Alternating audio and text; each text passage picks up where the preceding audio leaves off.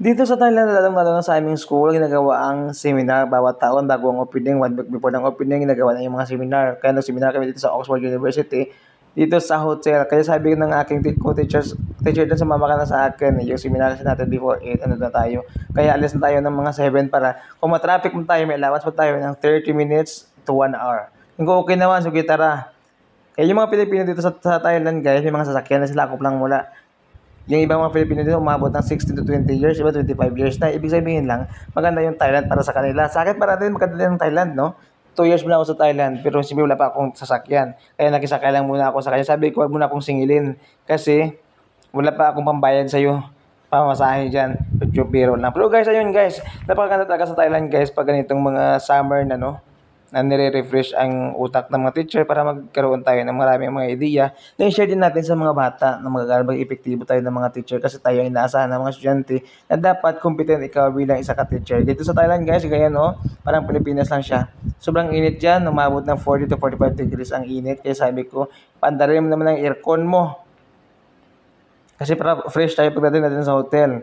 Din sa hotel guys, libre lang yung pagkain, merong lunch, libre yan.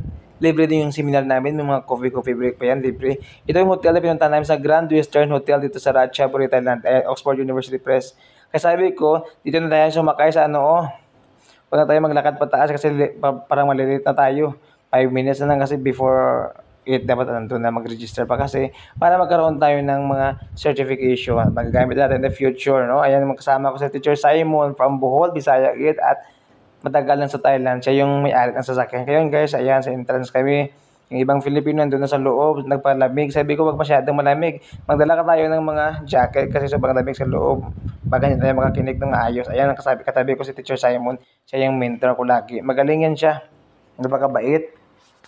At pwedeng padamihin ang lahi kasi napakabait. Ito yung mga coffee break namin. O, libre yan guys, kahit magpabalik-balik ka pa. Pero siyempre hindi naman ako balik-balik. Isa lang dapat titingin lahat ang tao sa'yo, sabihin niya, gutom na gutom ka, di ba?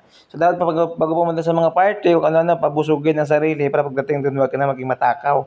Kasi yung iba, baka kakain pa. Kaya dapat isa-isa lang. Pagkatapos ng aming seminar, pumunta kami doon sa baba kasi sabi daw nila, may lunch. So, okay, salamat naman sa lunch na binigay ng aming school. School yung nagbabayad dito sa Western Grand Hotel. Ayan. Sabi ko, ang ganda naman nito. Grabe talaga.